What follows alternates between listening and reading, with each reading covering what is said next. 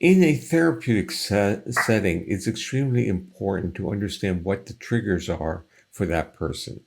So if you're an aware therapist and you realize that if you're in close proximity to your client, the client kind of tenses up. That becomes an opportunity to talk about that. So you can, first of all, you can distance yourself and talk to the client about, is this far enough away from you to make you feel more comfortable? Or how do you feel now? And then you get into this dialogue of why. What is the history of this? When did you first notice this? And then you start dealing with what happens if I move a little bit closer to you now? Can you accept that? Uh, so you start using these cues to manipulate the therapeutic setting. And the therapeutic setting now has little to do with events and now much more to do with existing or triggering feelings.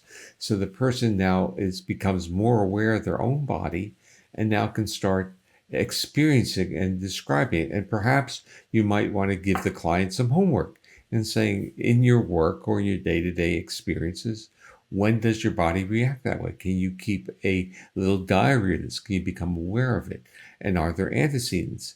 Do you become more sensitive if you're in a rush, if you have a deadline, if you have a lot of work to do? Do you become more sensitive? Or if you're on vacation, is this less of a problem or less of an issue? We shouldn't even call it a problem, but we should say that are these feelings less prevalent? So the dialogue is really about becoming to honor one's own body and bodily responses. But we can use a kind of a term that's frequently used in pop psychology now, I guess, or psychology even, is to become embodied.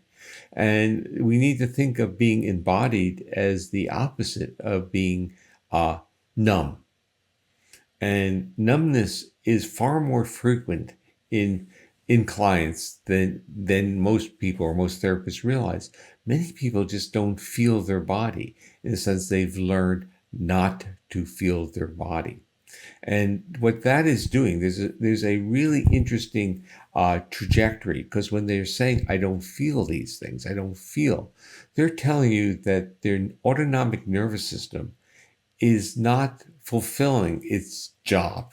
So the feedback loops are not working. So the consequence of not feeling is really going to be violation or disruption of homeostatic function.